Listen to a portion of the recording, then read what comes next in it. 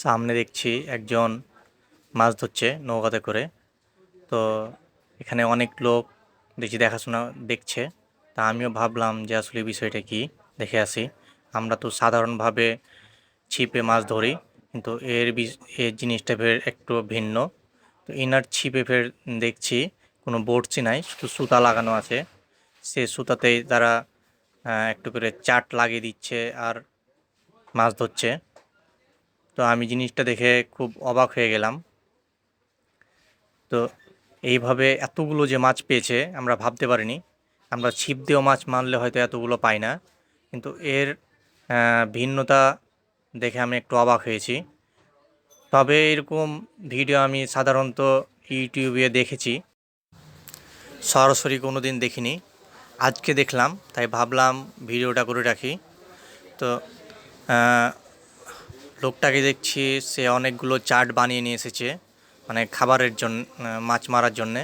তো মাছকে যখন চাটগুলো দিচ্ছে, তখন তারা এত স্রোত থাকার পরেও তারা ওই খাবারের দিকে ঠিকই এগিয়ে আসছে।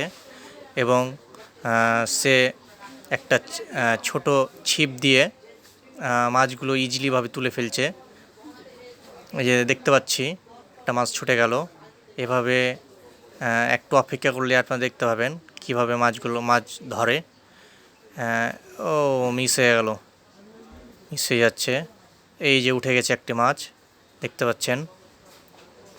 মাছটা খুব ভালোভাবে আটকে গেছে, তাই ছুটছে না। তারা যেগুলো ভালোভাবে আটকেছে না, তারা এভাবে করেই নৌকার মধ্যে রেখে দিচ্ছে।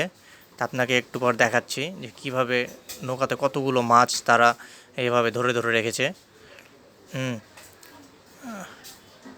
তা আমরাও ভাবছি যে ঠিক এভাবে একদিন মাছ ধরবো, তাই ভিডিওটা করলাম। এই দেখেন তারা কতগুলো মাছ পেয়েছে, প্রায় 2.5-2 কেজির মতো। এগুলো হচ্ছে যে ঘেরের মাছ বলছে, ঘেরের মাছ।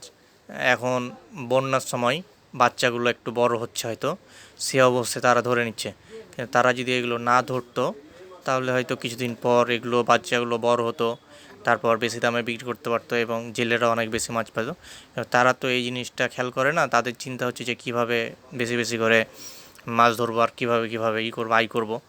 তারা ছোট বা বড় কোনো কিছু মানা করে না, সব কিছু ধরে ধরে নিচ্ছে। আপনাকে দেখাচ্ছি একটা কত বড় নদী, একটা ভরা মৌসুমে